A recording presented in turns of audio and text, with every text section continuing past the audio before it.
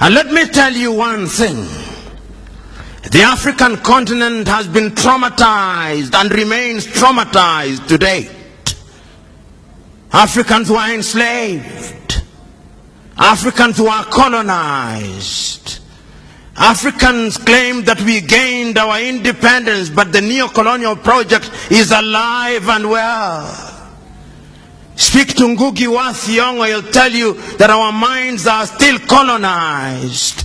And that is why he talks about decolonizing the mind.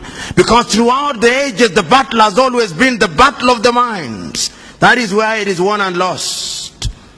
And one of the things that I've discovered over the ages is that those who want to control you, the first thing that they do is to change your name.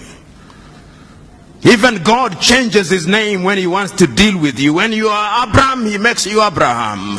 When you are Sarai, he makes you Sarah. And the very first thing that the colonialists did was to change our names, to convince us that a Christian name could only be Andrew and Mary and Jane and all these other names, that Kamau cannot be a Christian name, that Njoroge cannot be a Christian name, and we believed it. And I'm submitting to us that there is a sense in which our minds are not free. I'm submitting to us that at all critical times in history we have to make painful choices. I'm speaking to you, African, present here. What choices have you made? Have you made choices to run away to the United States to get the green card? Is that your choice? Have you made a choice to run away to Europe to flip hamburger? Have you made a choice to run away to go to Europe and to be humiliated at the embassies of the United States of America, Australia, and the United Kingdom? I'm submitting to us that we must change, because the divine instruction is that each one of us must make do with what we have. It cannot be right that a continent that is so blessed has our young men and women with only one ambition: to go to the United States. I know families where when wives are pregnant, they want to go to the United States that they may give birth there, that their child may be a citizen of the United States of America.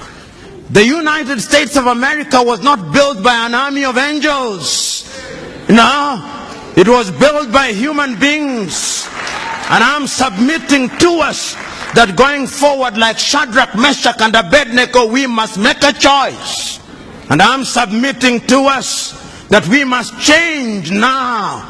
Because if we don't change now, you are going to be subdued by other civilization. And as I said at one forum, and I repeat it now, there are two ways of being at the dinner table of civilization. You can be at the dinner table as a diner or as a waiter. Choose you now. Whether you want to be a diner or a waiter, choose you now. In the intervening period, we must eat. In the intervening period, we must go to school. In the intervening period, we must make Africa great. And we can make Africa great. What pains me most is when I see young men dying in the Mediterranean Sea. You know, a long time ago, they took Africans to Europe and Caribbean a long time ago. And they were wailing and kicking. And I've seen the dramatization of Alex Haley's Roots. And I've seen how in Roots a young man is taken from the Gambia, Kunta Kinte. And I've seen how Kunta Kinte refuses to change his name. And they call him Toby, but he says, I'm Kunta Kinte. Ultimately, for strategic reasons, he accepts the name Toby. But he retains Kunta Kinte throughout the ages. And 200 years later, Alex Haley is able to trace his roots. But today, young Africans are going to Europe willingly to be enslaved. In slavery by another name. Because you are paying wages, you are paid wages that can barely keep you alive. I'm submitting to you who are here. Africa is the land of action. I'm submitting to you here that the Europeans will never respect you if you don't respect yourselves. Because respect is earned, not given. I'm submitting to you that you will never sit on the table of civilization as equal partners unless you are demonstrated that you are worthy of being a diner rather than a waiter. Choose you now what you shall do.